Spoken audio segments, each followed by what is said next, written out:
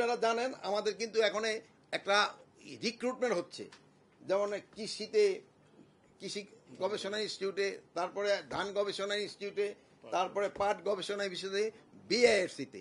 আপনার কাছে আমার একটা অনুরোধ, এটার ভিতরে কোনো ধরনের যদি দুর্নীতির কোনো গন্ধ পান আমাদের জানাবেন। কোনো ধরনের কোনো রকমের দুর্নীতির গন্ধ পেলে এই যে রিক্রুটমেন্টের ক্ষেত্রে আপনারা জানাবেন। আমরা যেমন দেখছেন ওই স্বরাষ্ট্র মন্ত্রণালয়, একটু ভাই আমার কথাটা শোনেন, স্বরাষ্ট্র মন্ত্রণালয় দেখতে পুলিশ, বিজিবি, আনসার, তারপরে ফায়ার ব্রিগেড, তারপরে কি কারা, কোনোটার রিক্রুটমেন্টের ক্ষেত্রে কিন্তু আপনারা মানে ওরকম কোনো গন্ধ পান নাই। এটার ক্ষেত্রে যদি কোথাও কোনো গন্ধ পান আপনারা অবশ্যই জানাবেন, যে দুর্নীতির সাথে যদি কেউ জড়িত হয় তাহলে কিন্তু ছাড় দেওয়া হবে না। আর শুধু এই রিক্রুটমেন্টে না, অন্য ক্ষেত্রে যদি কোনো দুর্নীতির গন্ধ পান আপনারা জানাবেন। একেবারে আমি বললাম দুর্নীতি ক্ষেত্রে আপনাকে একেবারে প্রচ্ছন্ন বা সত্যি ঘটনা বলবেন।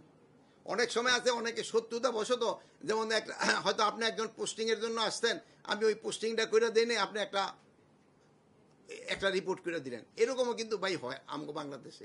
এই জিনিসটা যেন না হয়। আপনার ভিতরে এরকম একজন আছে, আমি তার নাম বলতে চাই না, সেও আসছিল, আমি তার ই করে দিই। আপনার নাম বলে দিব, আমি নামটা বলতে চাই না, না না নামটা বলতে চাই না। আপনারা নিজেরা আপনারা শোনেন, এত কথা দরকার নাই, আপনারা অনুসন্ধানী সাংবাদিকতা করেন, আপনারা বাইর করে দিন। আরেকটা জিনিস হলো টেন্ডারের ক্ষেত্রে যদি কোনো ধরনের দুর্নীতি থাকে আপনারা অবশ্যই প্রকাশ করবেন। কোনো ধরনের দুর্নীতি থাকলে কোনো অবস্থায় থাকে, এখানে আমার আত্মীয় স্বজন বা আমার বন্ধু বান্ধব যদি কোথাও কোনো জড়িত থাকে অবশ্যই প্রকাশ করবেন।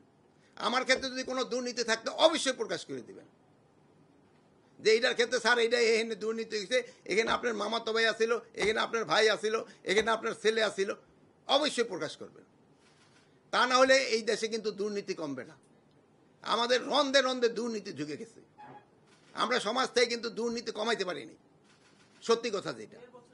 এই আমরা চেষ্টা করে যাচ্ছি, এই তো অন্যায় তো সাহস করে বলতে পারে নাই। আমি তো আপনারা বললাম এই যে রিক্রুটমেন্টের ক্ষেত্রে যে দুর্নীতি হচ্ছে আমরা বন্ধ করতে পারিনি।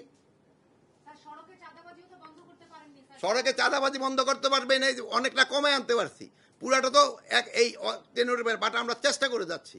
এই ক্ষেত্রে আপনাকে সাহায্য সহযোগিতা দরকার। আর আরেকটা জিনিস, যেটা যে পয়েন্টটা বলছে চাঁদাবাজি, এটা আমাদের অবশ্যই রুখতে হবে। যেই সব এলাকায় স্পটগুলিতে চাঁদাবাজি হয় আপনারা আমাদের অবশ্যই জানাবেন। না না আমি আজকে কৃষি এই জন্য না, আমি কৃষির ছাড়া উত্তর দেবো না। না না এসপি নিয়োগের রেজাল্টটা বাইর হয়েছে, হ্যাঁ নিউজ এটা যেইভাবে লটারি করার ওইভাবেই লটারি করেছি। এইটার ক্ষেত্রে আমরা 3টা ক্রাইটেরিয়া নির্ধারণ করছি, A category, B category, C category.